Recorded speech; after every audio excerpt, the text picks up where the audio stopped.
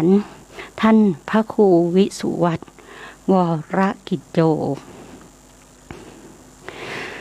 ได้จัดเสียงเพลงนะเจ้าจัดสาระของเพลงธรรมะนะเจ้าโควิดซาสิมากอดกันเด้อโควิดในมิติของพระพุทธศาสนานะเจ้าตีมาจานี้ก็พอดี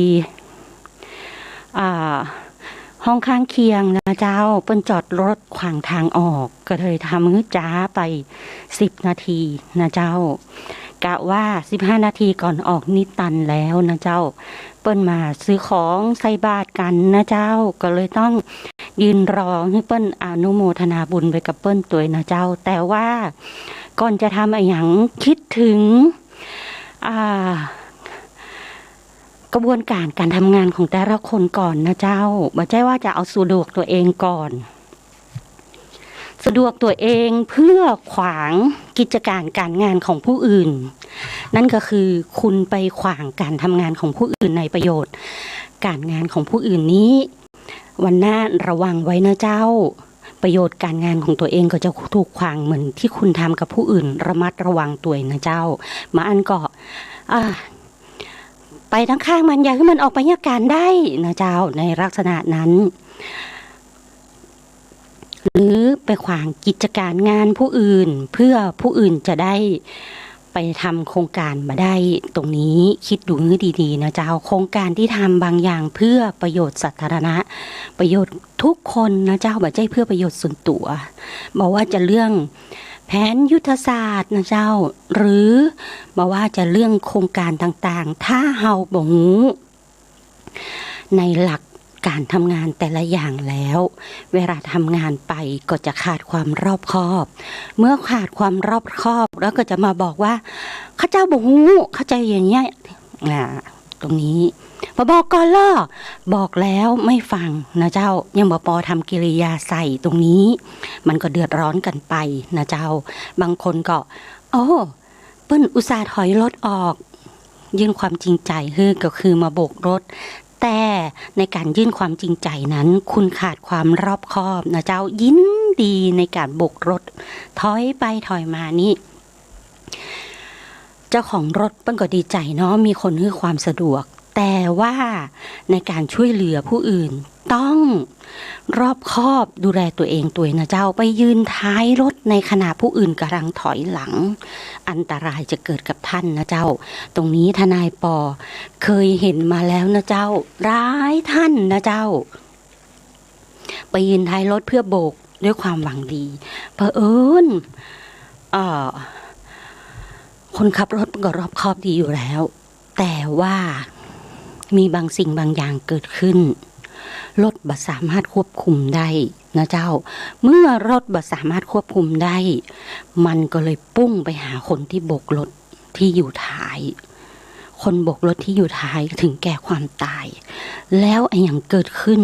ถ้าคนขับรถเป็นลูกของคนที่โบกรถกลายเป็นว่า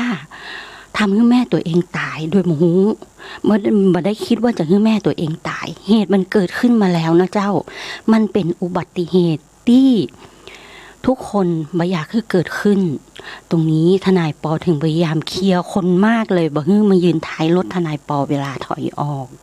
บอกว่า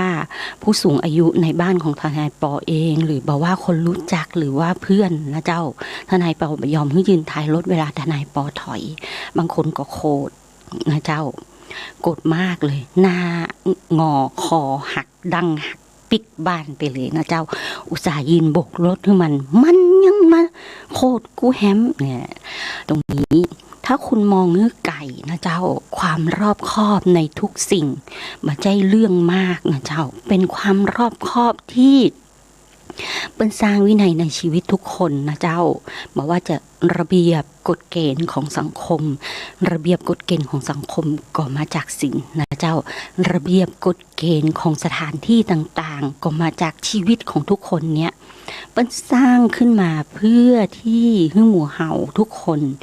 ได้มีชีวิตอย่างปลอดภัยนะเจ้าในระดับของธรรมชาติของชีวิตของคนเรานะเจ้าฉันจะใส่บาตรสักอย่างนะเจ้า เธอจะไปไหนก็ช่างเธอมันจะไปไหนได้อย่างไรเจ้าต้องมายืนรอ15 นาที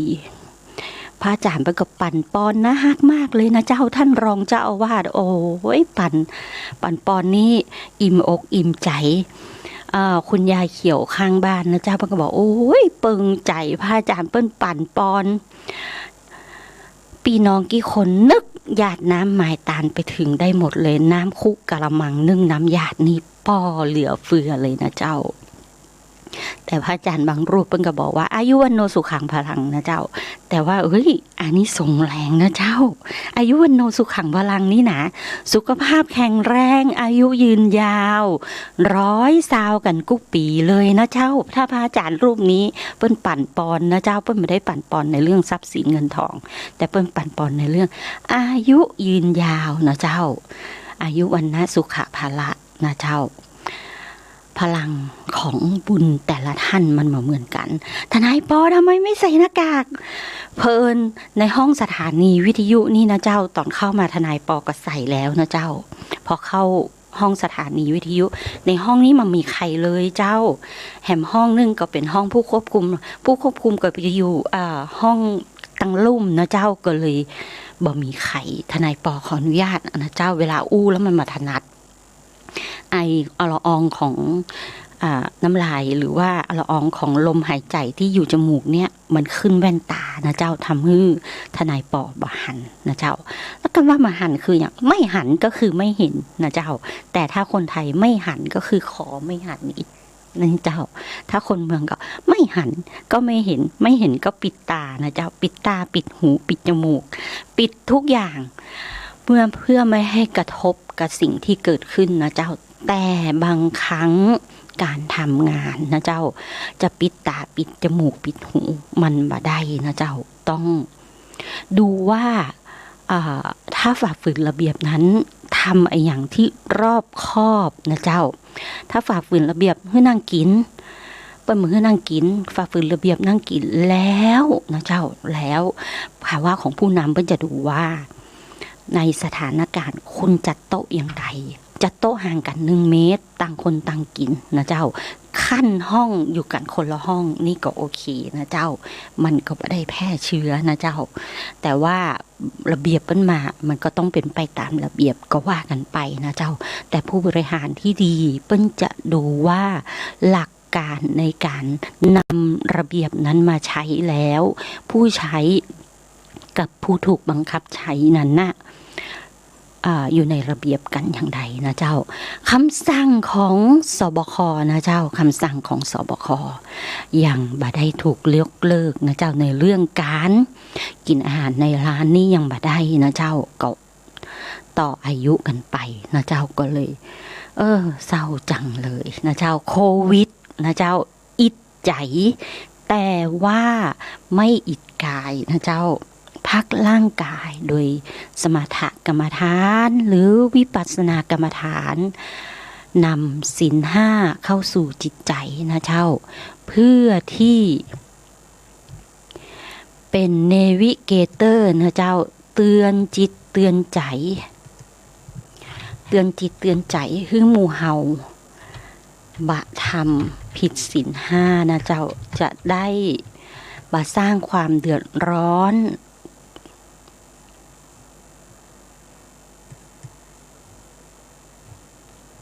ต่อสังคมนะเจ้าเอามาฟังศีล 5ของครูสลานะเจ้า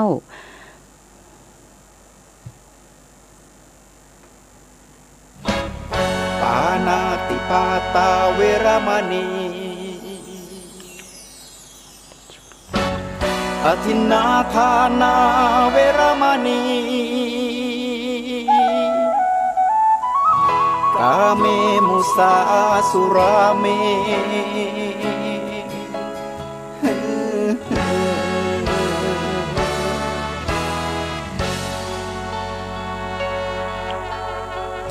ศีลคือข้อห้ามธรรมคือข้อ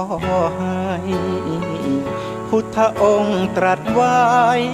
ชี้ทางใจให้ภาคเพียรเบญจศีลเบญจธรรม ท่องจำสมัยเราเป็นนักเรี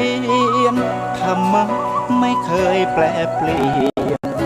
แต่เรายังจำได้ไหมมาทวงคำมันหมู่บ้านศีลห้าถือเป็นพันธะชาวพุทธทุกคนทั่วไทยสำนักพุทธขับเคลื่อนธรรมจุดเทียนสว่างที่กลางหัวใจสังคมจะร่มเย็นได้ศีลธรรมในใจต้องมีเบญจศีลว่ายังไงไหนลองท่องมาข้อหนึ่งห้ามฆ่าสัตว์ข้อสองห้ามลักทรัพย์ข้อสามห้ามประพฤติผิดในกามข้อสี่ห้ามพูดเท็จข้อห้าห้ามดื่มสุราแล้วเบญจะทำทั้งห้าว่าอย่างไรในบอกชัดๆอีกทีข้อหนึ่งเมตตากรุณาข้อสองสัมมาอาชีพข้อสามกามสังวรข้อสี่ต้องมีสัจจะข้อห้าสติสัมปชัญญะศีลห้าข้อทำห้าข้อทำใจทำได้สักข้อหรือยังมีศีลสุขล้ำมีธรรมสุขใจวอนพี่น้องไทยช่วยกันใส่ใจจริงจังยุคสมัยสื่อออนไลน์ทั้งโทรโจมตีใจเราทุกทางมีศีลมีธรรมเคียงข้างชีวิตพบทางสุขใจ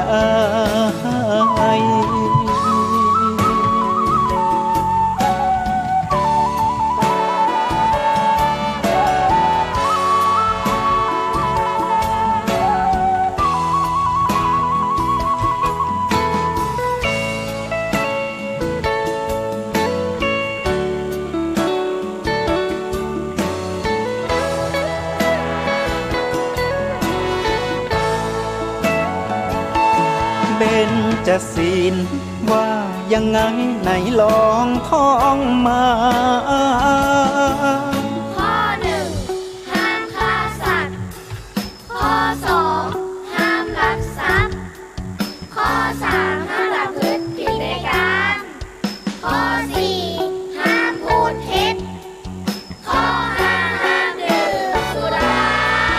แล้วเบญจะทำทั้งห้าว่าอย่างไรในบอกชัดๆอีกทีข้อหนึ่งเมตตากรุณาข้อสองสัมมาอาชีพข้อสามกามสังวรข้อสี่ต้องมีสัจจะข้อห้าสติสัมปชัญญะศีลห้าข้อทำห้าข้อทำใจทำได้สักข้อหรือยังมีศีลสุขล้ำมีธรรมสุขใจวอนพี่น้องไทยช่วยกันใส่ใจจริงจังยุคสมัยสื่อออนไลน์ทั้งโทรโจมตีใจเราทุกทางมีศีลมีธรรมเคียงข้างชีวิตพบทางสุขใจมีศีลมีธรรมเคียงข้างชีวิตสมปรารถนาทุกหมู่บ้านรักษาศีลห้าสังคมน่าอยู่ยังยืน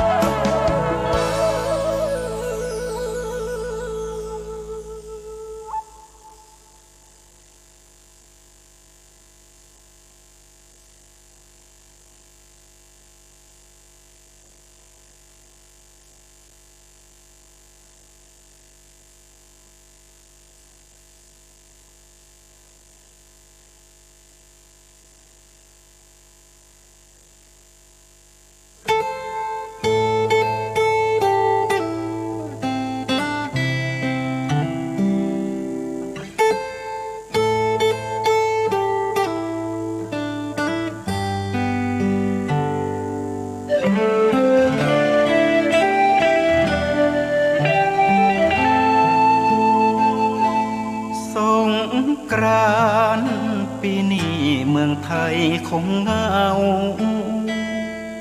นัดเราคงเลื่อนอีกแล้วแก้วตาโควิด-19 จากเมืองจีนข้ามแดนเข้ามาส่งแมสให้นางต่างหน้ากับแอลกอฮอล์3 พ่อหน้ากันหากเดินแต่ก็มาเจอบ่ไหวคิดลาจนบ่เป็นอันทำงานเซฟตี้เมืองไทยช้าไปโรคร้ายเล่นงานใส่แมสเฮ็ดเวียกอยู่บ้านอยู่ไผอยู่มันคือทางรอ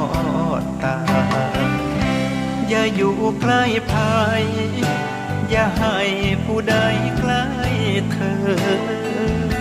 บ่แม่นห่วงเด้อย่านเจอโควิดจากคนชิดใกล้ส่วนอายนะหรือใช้เจลล้างมือคุณเด้ก่อนลา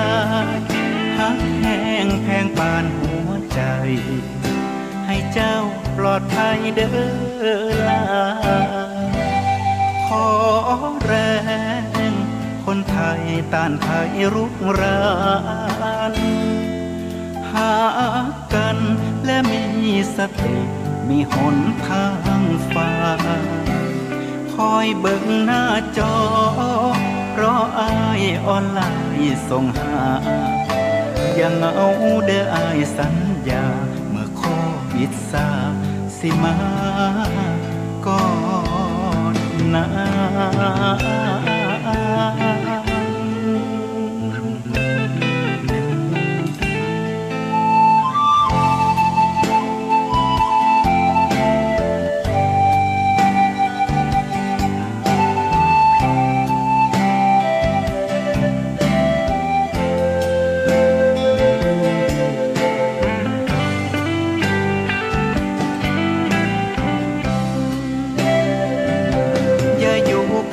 ภัย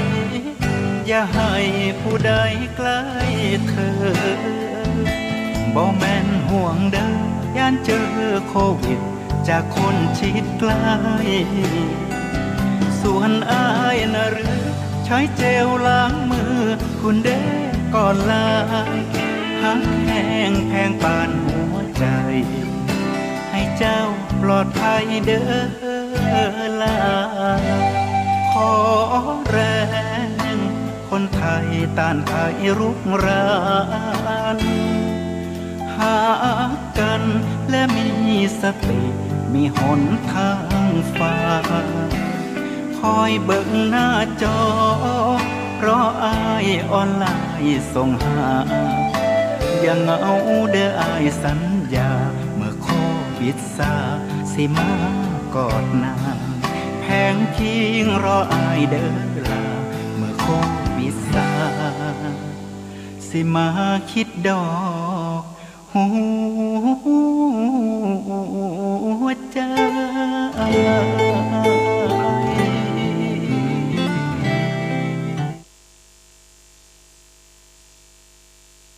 โควิดซาแล้วนะเจ้าก้อยมากอดกันนะเจ้าของอาจารย์ศาลาคุณวุฒินะเจ้าแต่เมื่อใดจะซานะเจ้า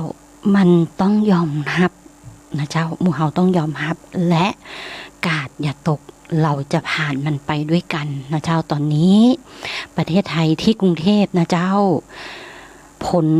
ของโควิดนะเจ้าในวันที่7ตุลานี้สรุปตอนเมื่อวันนะเจ้าตอนกลางวันวันที่7คนป่วยเสียชีวิต18รายด้วยสาเหตุโควิดนะเจ้าถ้านนทบุรีมี2รายนะเจ้าที่เสียชีวิตปทุมธานีมีรายเดียวนะเจ้าคนที่มีโรคประจำตัวมีปัจจัยเสี่ยงต่อโรคความรุนแรงของโรคความดันโลหิตสูงนะเจ้าเป็นโรคหัวใจเบาหวานไขมันอ้วนโรคปอดโรคหลอดเลือดไตเรื้อรังมะเร็งโรคสมองสารเสพติดตัวนี้นะเจ้าต้องนำเรียนกับ คุณหมอตัวยนะเจ้าญาติที่ใกล้ชิดครอบครัวของผู้ป่วย18รายติดเชื้อไป13รายนะเจ้าสัมผัสผู้ติดเชื้อยืนยัน1นะเจ้าเป็นเจ้าของร้านไปสถานที่สุ่มเสี่ยงบันเทิง1นะเจ้าอาศัยในพื้นที่เสี่ยงชุมชน5นะเจ้าขับแท็กซี่งานศพนะเจ้าก็ตามเหตุการณ์นะเจ้ายอดผู้ติดเชื้อของเจียงใหม่นะเจ้าในวันที่7พฤษภาคม2564มี33รายนะเจ้าลำปางมีแค่7รายนะเจ้าในตะวานี้นะเจ้ายอดของผู้ติดเชื้อเมื่อวานนี้นะเจ้าและของเมืองน่านมีแค่1รายละปูนมี3รายเจ้าเจียงใหม่3รายอุตรดิตถ์ก็3รายนะเจ้าของเจียงใหม่ยอดลดลงแล้วนะเจ้า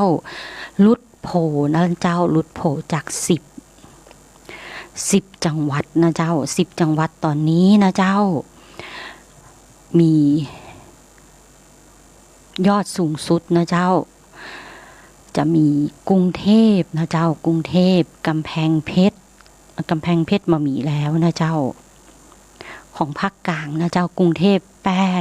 869รายนะเจ้านนทบุรีนะเจ้า201รายนะเจ้าสมุทรปราการ165รายโอแม่เจ้ากทมเยอะขึ้นสูงริ้วเลยนะเจ้า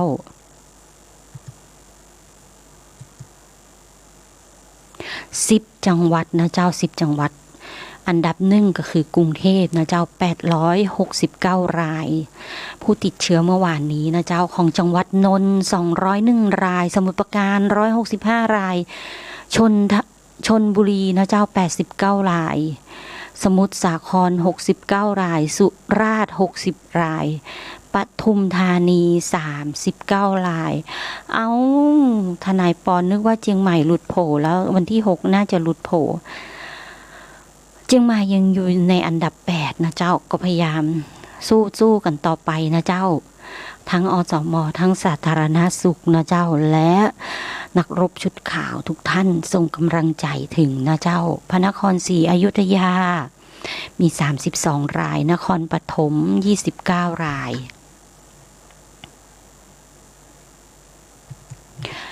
ดื่มน้ำอุ่นบ่อยๆนะเจ้า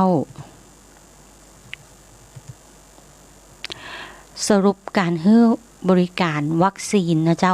โควิด19ฉีดไปแล้ว1,651,782 โดสนะเจ้า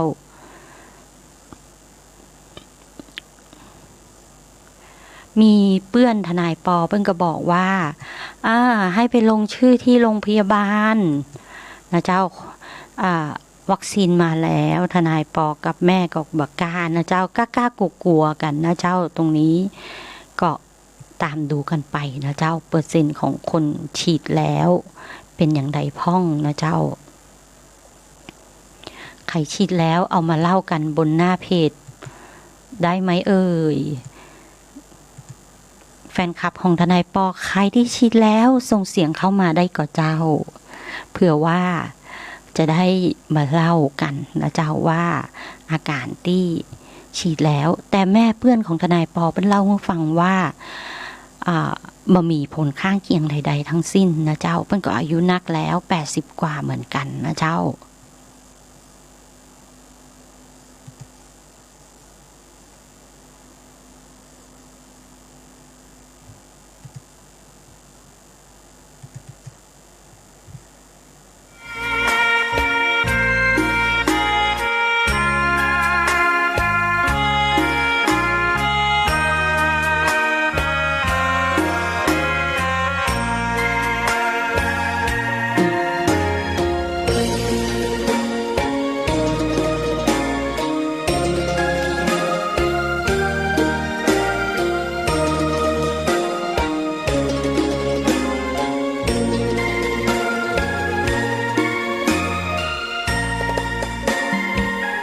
ดอกบัวดอกหนึ่งพึงใจไว้เพื่อบูชา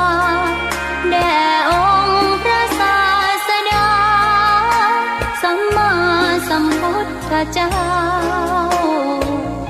มีความงามเงียบไม่เปรียบเทียบเขาเทียบเราใครมองไม่งามช่างเขาแต่เจ้าก็คือดอกบัวด้วยความสัตย์ซื่อยึดถือความดีเป็นหลักใครรักไม่รักก็ไม่จมปลักมองมัวเมื่อโผล่พ้นน้ำก็เห็นความงามในตัวไม่ยึดติดในตมชั่วขอเป็นดอกบัวดอกเดียวใครไม่มองว่าบัวงามเด่นแต่บัวก็เป็นดอกบัวทุกวันอย่างนี้ไม่อยากเด่นดังแต่มุ่งหวังในทางเด่นดีเกิดมาเพื่อสร้างบารมีถวายชีพนี้บูชาดอกบัวดอกน้อยเฝ้าคอยคนที่ใจบุญมาโอบเอื้อเกื้อกูลรู้ค่าของบุญเก็บบัวขึ้นมาเพื่อสร้างความดีและเสริมบารมีดังว่าใช้ดอกบัวนี้บูชาพระสัมมาสัมพุทธองค์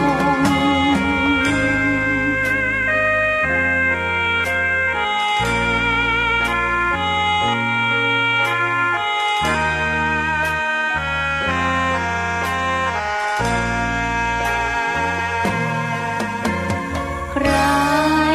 ไม่มองว่าบัวงามเด่นแต่บัวก็เป็นดอกบัวทุกวันอย่างนี้ไม่อยากเด่นดังแต่มุ่งหวังในทางเด่นดีเกิดมาเพื่อสร้างบารมีถวายชีพนี้บูชาดอกบัวดอกน้อยเฝ้าคอยคนที่ใจบุญมาโอบเอื้อเกื้อกูลรู้ค่าของบุญเก็บบัวขึ้นมาเพื่อสร้างความดีและเสริมบารมีดังว่า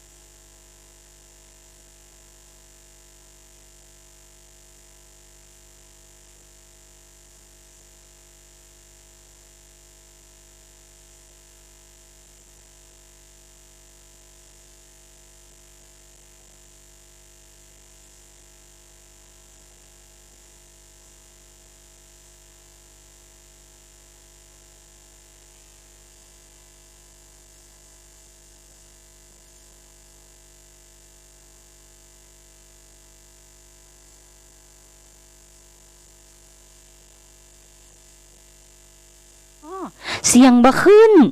โอ้ยสุมาตะเจ้าตะกี้ครูอีดิทมันมามีเสียงขึ้นนั่นสื่อพระอาจารย์จะบอกว่ามาได้เปิดเสียงขึ้นมาสุมาอภัยนะเจ้า มีสถิติผู้ป่วยนะเจ้าสถิติผู้ป่วย666รายที่เป็นฮื้อพักอยู่ในโรงพยาบาลหรือสถานที่รัฐจัดให้เป็นเวลาอย่างน้อย14วันเพื่อสังเกตอาการว่ามีเชื้อหรือไม่นะเจ้าถ้าตรวจพบมีเชื้อต้องอยู่สังเกตอาการ14วันนะเจ้ามี666รายผู้ป่วยที่มีอาการโควิดน้อยยังฮื้อพักในโรงพยาบาล14รายนับจากวันที่มีอาการแต่หากยังมีอาการฮื้ออยู่ในโรงพยาบาลหรือในสถานที่รัฐจัดฮื้อต่อจนบ่มีอาการอย่างน้อย24ถึง28ชั่วโมงมีจำนวน124รายนะเจ้าผู้ป่วยที่มีอาการภาวะภูมิคุ้มกันบกพร่องนะเจ้าฮื้อรักษาตัวในโรงพยาบาลจนอาการดีขึ้นและฮื้อออกจากโรงพยาบาลตามดุลยพินิจของหมอได้นั่นก็คือมี21รายนะเจ้าตรงนี้ว่ากันไปตามอาการนะเจ้าแล้วตอนนี้พักรักษาตัวอยู่ในโรงพยาบาลสนาม560รายโรงพยาบาลหลวงโรงพยาบาลรัฐนะเจ้า205รายโรงพยาบาลเอกชน80รายโฮสพิทอล15รายนะเจ้าก็คือสถานที่ราชการจัดอนุญาตให้พักรักษาตัวได้15รายในโฮสพิทอลนะเจ้าแล้วก็โรงพยาบาลต่างจังหวัดและอยู่ระหว่างสอบสวนโรค7รายนะเจ้าผู้ป่วยติดเชื้อในเรือนจำ286รายนะเจ้า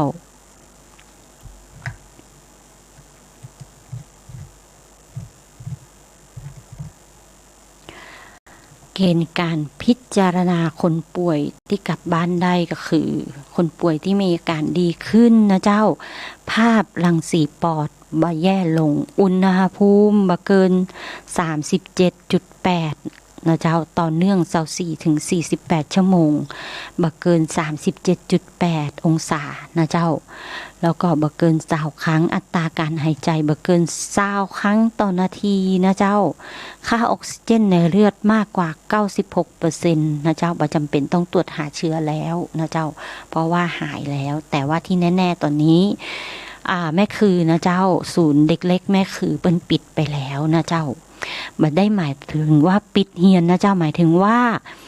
ศูนย์เด็กเล็กแม่คือนะเจ้าที่โรงพยาบาลสนามที่ดูแลรักษาผู้ป่วยระยะติดเชื้อเริ่มต้นนะเจ้าปิดแล้วเพราะว่าเด็กๆกลับบ้านกันหมดแล้วนะเจ้าดีใจกันต่อไปนะเจ้าในสถานการณ์นี้แต่ว่าคำสั่งในเรื่องของการปิดร้านอาหารนี้บ่ให้นั่งกินนี้เปิ้นก็ยังอยู่นะเจ้าตรงนี้ก็ว่ากันไปตามสถานการณ์ปัจจุบันนี้นะเจ้าเชียงใหม่ยอดในส่วนกลางนะเจ้าที่ลงในหนังสือพิมพ์ทั้งหลายกรุงเทพธุรกิจมันบอกว่าเชียงใหม่อยู่33รายแต่ว่ายอดของสสจนะเจ้าออกมาแค่22รายนะเจ้าถ้ายอดของสสจนี่คือหลุด1ใน10แล้วนะเจ้าแต่ว่ายอดของมาแน่ใจว่ากรุง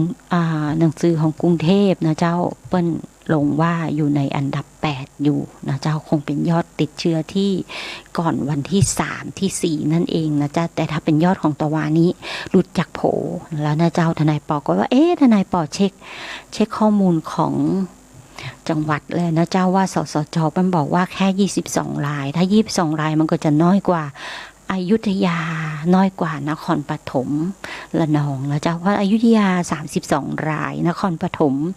ระนอง29รายนะเจ้าเพราะฉะนั้นตรงนี้ก็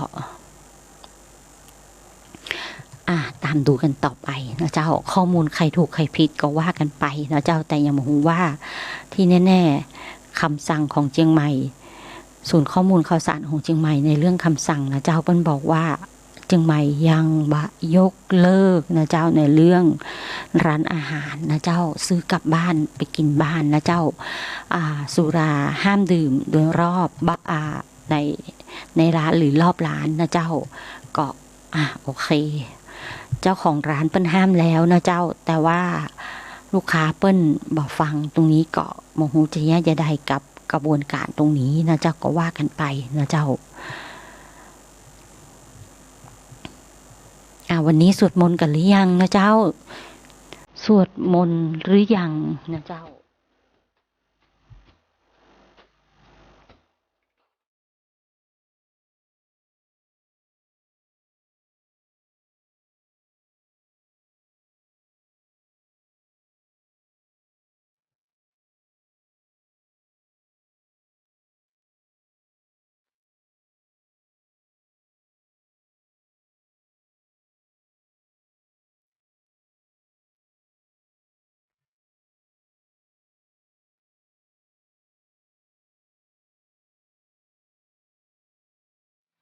สวดมนต์แล้วยั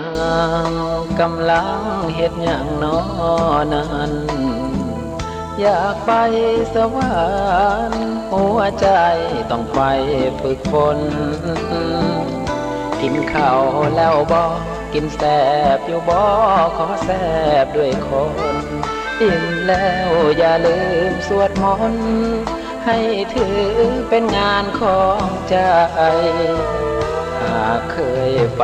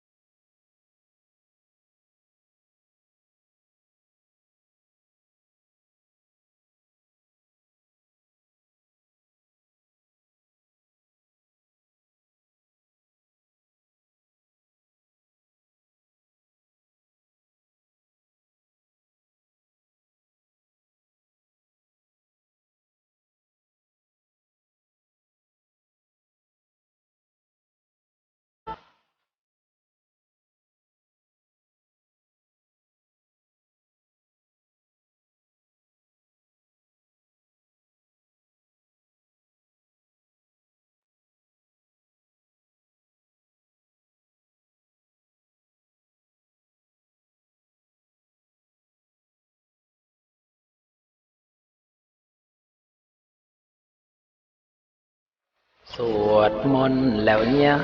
งอีกครั้งกับคำถามนี้เป็นห่วงอีหลีคืนนี้อยากให้มีหวังมีแห้งย้อนเข้าจิตใจบ่เหงาด้วยมนต์สวดครั้งเอาไว้มือใดว่างว่าคอยมานั่งสวดมนต์นำกัน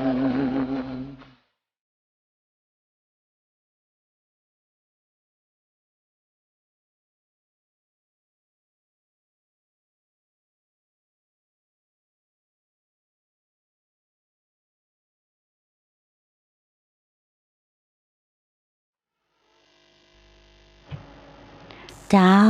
เจิญจวนหมู่เฮานะเจ้าสวดมนต์กันนะเจ้า ใครที่ปิดตัวอยู่บ้านนะเจ้าหมู่บ้านไหนที่ท่านผู้ว่าราชการจังหวัดนะเจ้ามีคำสั่งประกาศของคณะกรรมการโรคติดต่อจังหวัดเชียงใหม่ฉบับที่7นะเจ้าออกมาเมื่อวานนี้นะเจ้าบ่ใช่เมื่อวาน4วันที่4นะเจ้าออกมาตั้งแต่วันที่4พฤษภาคมนะเจ้าฉบับที่62ครั้งที่62 2564นะเจ้าคณะกรรมการเพิ่นบอกว่าขอความร่วมมือนะเจ้าบ้านในหมู่5นะเจ้าบ้านไร่หมู่5ตำบลหานแก้วอำเภอหางดงเจียงใหม่งดนะเจ้าออกจากหมู่บ้านนะเจ้างดเดินทางเข้าในพื้นที่หมู่บ้านบ้านไร่หมู่5และลดการเดินทางออกจากหมู่บ้านนะเจ้าขอความร่วมมือให้เจ้าบ้านในพื้นที่บ้านไร่หมู่5นะเจ้าอำเภอหางดงหานแก้วหางดงเจียงใหม่งดการเดินทางออกจากหมู่บ้านและให้อยู่ในสถานการณ์อยู่ในเคหสถานงดทำกิจกรรมร่วมกลุ่มนะเจ้าทุกชนิดนะเจ้าบอกว่ามงคลหรืออาวะมงคลเพื่อป้องกันการแพร่ระบาดของโรคติดเชื้อโคโรนาโควิด2019ลดการเสี่ยงต่อการสัมผัสโรคนะเจ้าให้ศูนย์ปฏิบัติการควบคุมโรคอำเภอหางดงดำเนินการจัดระเบียบระบบควบคุมติดตามผู้ที่เดินทางเข้าออกหมู่บ้านตามข้อ2ป้องกันและยับยั้งการแพร่ระบาดของโรคในพื้นที่นะเจ้าโดยอาศัยอำนาจตามพระราชบัญญัติติดต่อ2558กฎหมายที่เกี่ยวข้องคือเพื่อควบคุมการแพร่ระบาดในพื้นที่โดยให้ในอำเภอหางดงในฐานะหัวหน้าศูนย์ปฏิบัติการควบคุมโรคอำเภอหางดงและเจ้าพนักงานควบคุมโรคติดต่ออำเภอหางดงกำกับควบคุมการปฏิบัติให้เป็นไปด้วยความเรียบร้อยก็ประกาศเมื่อวันที่4พฤษภาคม2564โดยท่านผู้ว่าราชการจังหวัดเป็นประธานคณะกรรมการนะเจ้าแล้วก็ฉบับที่6ย้อนไปนะเจ้าขอความร่วมมือเจ้าบ้านนะเจ้าแม่นะนะเจ้าหมู่8แม่นะบ้านห้วยน้ำหากนะเจ้าบ้านห้วยน้ำหากบ้านแม่อ้อไหนนะเจ้าตำบลแม่นะอำเภอจิงดาวงดลดการเดินทางทุกอย่างนะเจ้าให้อยู่แต่ในบ้านให้เจ้าบ้านอยู่แต่ในบ้านนะเจ้าช่วยกันสวดมนต์นะเจ้าอยู่บ้านสวดมนต์รับศีลปฏิบัติธรรมนะเจ้าให้ศูนย์ปฏิบัติควบคุมโรคอำเภอเจียงดาวดำเนินการจัดระเบียบนะเจ้าในอำเภอเจียงดาวเป็นหัวหน้าศูนย์คำสั่งประกาศเมื่อวันที่4นะเจ้าตรงนี้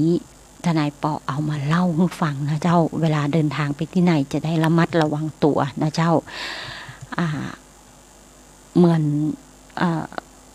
นักจัดหลายท่านนะเจ้าที่จะต้องไปจัดรายการที่ไหนก็ต้องไปในพื้นที่ที่ไหนก็ต้องเช็คข้อมูลพื้นที่ก่อนนะเจ้าฉบับที่5นะเจ้าเปิ้นขอเจ้าบ้านเพื่อควบคุมโรคโคโรนาโควิดนี้ขอความร่วมมือเจ้าบ้านในเชียงใหม่ชะลอหรืองดการเดินทางออกจังหวัดนะเจ้าภูมิลำเนาของตนเองโดยไม่มีเหตุจำเป็นเพื่อลดการเดินทางเสี่ยงต่อการติดต่อโรคนะเจ้าการปฏิบัติงานสถานที่ตั้ง work from home ทุกส่วนราชการนะเจ้าและหน่วยงานของรัฐที่เจ้าของกิจการหรือผู้ประกอบการภาคเอกชนนะเจ้าพิจารณาดำเนินการขั้นสูงสุดเพื่อมุ่งลดจำนวนการเดินทางของเจ้าหน้าที่และบุคลากรที่อยู่ในความรับผิดชอบนะเจ้าเป็นประกาศเมื่อวันที่1พฤษภาคมนะเจ้าคณะกรรมการโรคติดต่อจังหวัดเชียงใหม่นะเจ้าแล้วก็คำสั่งคณะกรรมการโรคติดต่อฉบับที่50นะเจ้าคือยกเลิกคำสั่งโรคติดต่อ43/64เรื่องมาตรการป้องกันและควบคุมโรคในพื้นที่เชียงใหม่เมื่อวันที่25และคณะกรรมการโรคติดต่อจังหวัดเชียงใหม่ที่45/64เรื่องมาตรการป้องกันและควบคุมโรคในพื้นที่เชียงใหม่วันที่26เมษายน2564ให้เจ้าบ้านสวมหน้ากากนะเจ้าตอนนี้คำสั่งใหม่ออกมาให้เจ้าบ้านสวมหน้ากาก พูดง่ายๆคือออกไปไหนใส่แว่นตามาหันนะเจ้าเพราะฉะนั้นไปที่ไหนต้องใส่หน้ากากนะเจ้าจะได้บัติดโรคนะเจ้าหน้ากากอนามัยหน้ากากผ้าเมื่ออยู่นอกเคหสถานเมื่ออยู่ในที่สาธารณะต้องสวมให้ถูกวิธีนะเจ้าเพื่อลดความสุ่มเสี่ยงนะเจ้าอสมก็เอาหน้ากากไปแจกตามละหมู่บ้านนะเจ้าตามละหลังคาเรือนที่อสมแต่ละท่านเปิ้นรับผิดชอบดูแลอยู่นะเจ้าก็อสมก็เป็นนักรบแนวหน้านะเจ้าเพื่อดูแลเจ้าบ้านแถวบ้านหมู่เฮานะเจ้าเมื่อพบผู้ไม่ปฏิบัติตามก็เจ้าหน้าที่มีหน้าที่ตักเตือนนะเจ้าให้ปฏิบัติตามในเรื่องการใส่หน้ากากอนามัยนี้นะเจ้าเปิ้นทำเพื่อเป็นมาตรการป้องกันควบคุมโรคติดต่อกำหนดให้เจ้าบ้านในเชียงใหม่สวมหน้ากากนะเจ้าสวมหน้ากากทุกครั้งเป็นเหตุจำเป็นนะธง เจ้า ชาติและเพลงชาติไทย